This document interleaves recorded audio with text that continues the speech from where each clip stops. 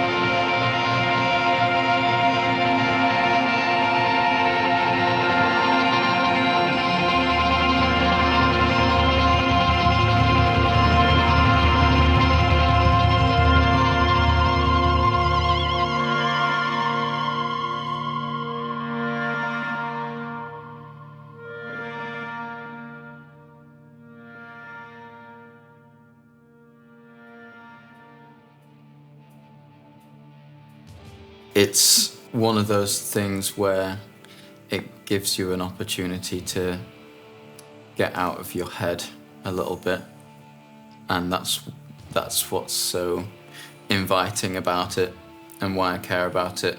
I think it's like a language almost in a like external sense from like if you like create like a piece of art and someone listens to it, it's an entirely different language. It's just an expression really. I think it's all expressive. The zone.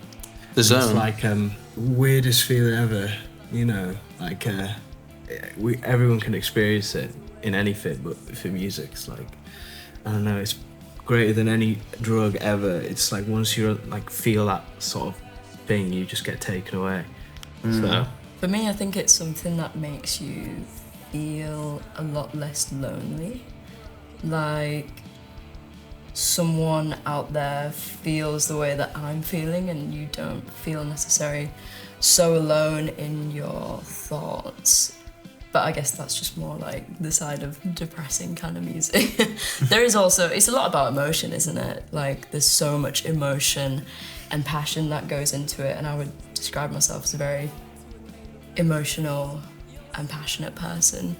It's a lot of you going into it. It's how you present yourself. It's your whole like personality. That's how I would describe it for myself. It's like, it just wouldn't make sense if music wasn't there, kind of thing. I'd just be like, what am I supposed to do? Like, it's like eating. I feel like I need it at this point. It's like when you get into it and you're not just passively listening, it's like Anila said, it's like you can listen to something and be like, how do I connect with this so much? And I feel like you could do that with anything because people have different tastes. It's like they can connect with themselves through it more than I feel like a lot of other things can do in life.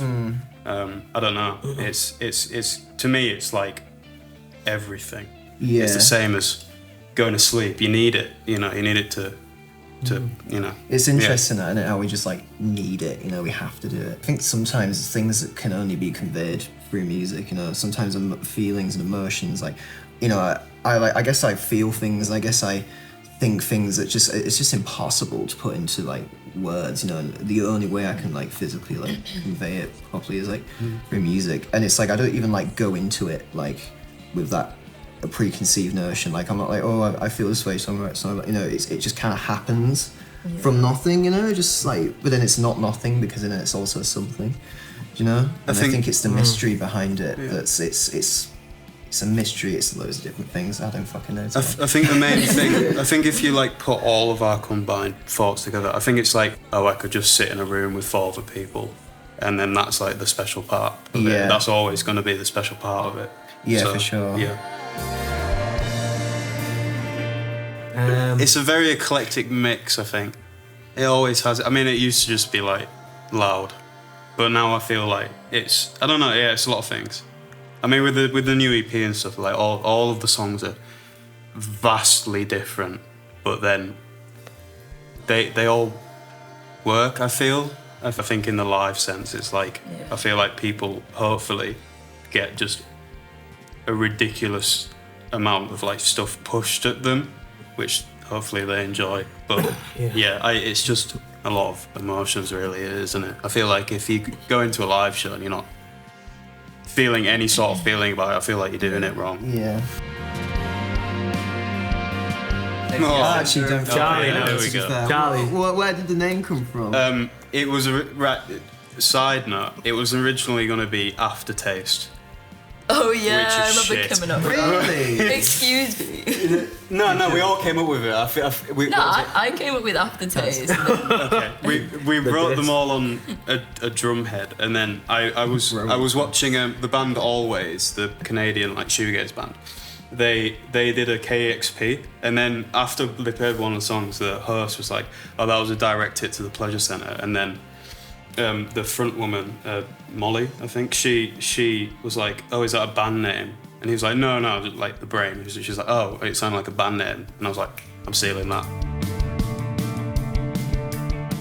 David Bowie's lyricism and his attitude, and then Pink Floyd's songwriting, mixed with like My Bloody Valentine's. The intellect of Richard D. James. The carelessness and not carelessness, but the freedom of John Cage and the soul of Daniel Johnston. Pretty okay. beautiful combo. Like the voice of Janis Joplin. Would be Yeah, I cool. was literally thinking Janis Joplin. Yeah. And like the hands of that DJ Jeff Mills. Amy Winehouse's vocals and her whole look. She's so cool.